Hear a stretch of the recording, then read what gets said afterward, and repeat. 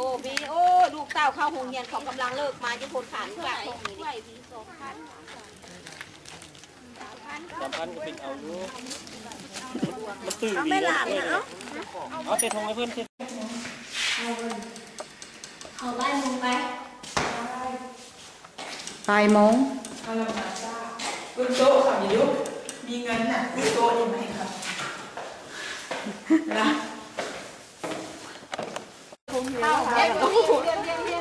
เขาก็เข้าเมื่อนั่นแหละเขาเลิกเงียนเขาไปใส่สุดซื่อนี่เด้อนี่มาบ้านนองแท้ๆเลยขี่มาเป็นสมงไปเพิ่นพามานักแต่นเพิ่นสิใหญ่ปึ้มกับสอได้เท่าไรก็ให้เท่านั้นแล้ว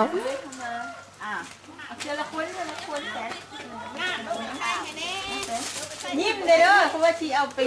ปชายไปไม่กล้าคนไหนหกกันน้อยเถอะสนะเอาเขาเลิกหุงเหียนดิเขามาสาพดตอนเมื่อพอแล้วเห็นเงี้ยแต่เขาเบงมาทางนี้มาทางนี้อาจจะที่ได้หน่อยโอ้ยเป็นหุ่นโนปิกได้นี่นะทายไปเฮ้ยจุ้งทายชุ่มใช่แต่ละคนแต่คนขึ้นได้ไปผลแม่นักแตนมายุ่งทางนี้บ่ได้มาลูกได้ผมได้รถมาละ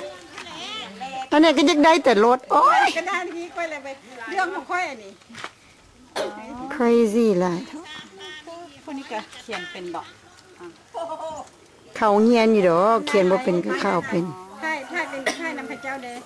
จังหน่อยแบบแจกก่อนผู้ใหญ่ก็2 หัวร้าได้เฮียนหลายเด้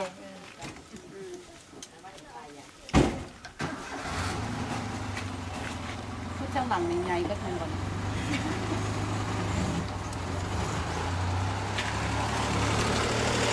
มาที่เด้นะมาที่นี่เด้จังได้กับลูกดีกว่าโซเฟอร์ใหญ่ลงมามันจะอันนี้มันโซเฟอร์เขาได้นี่นะโซเฟอร์เพิ่นพามาเสือนนั่นเบ้อันนี้รถเรานะ Can you do camera Judy เอิ้นเขาจะมาอีกเนี่ยที่ทันอย่างนี้ค่ะ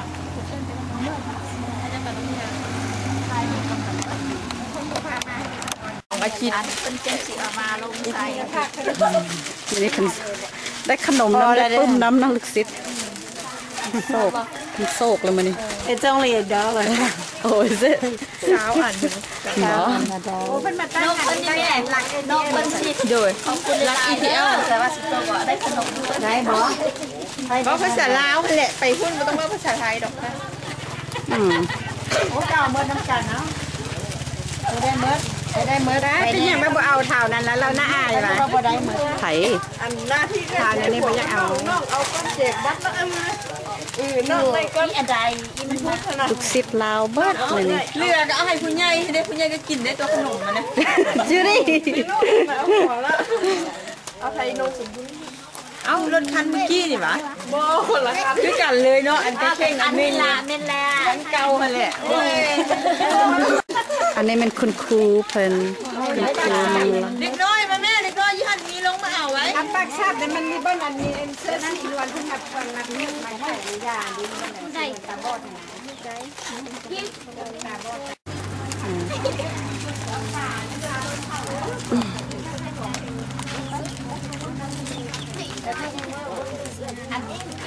And you want any drink?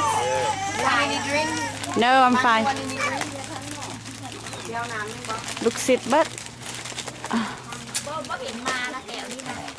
บ่เพิ่นอยู่เพิ่นขายยาอยู่สินค้าเป็นเมียท่านหมอชื่อสีนวลจากเนื้อนะบ่ดีเนาะ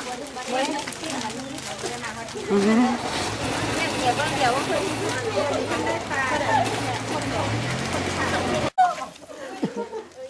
ปิ้นแม่ยาวๆเนาะเนอะลูกบ้านร้านเบบี้นี่เป็นตาหักก้อย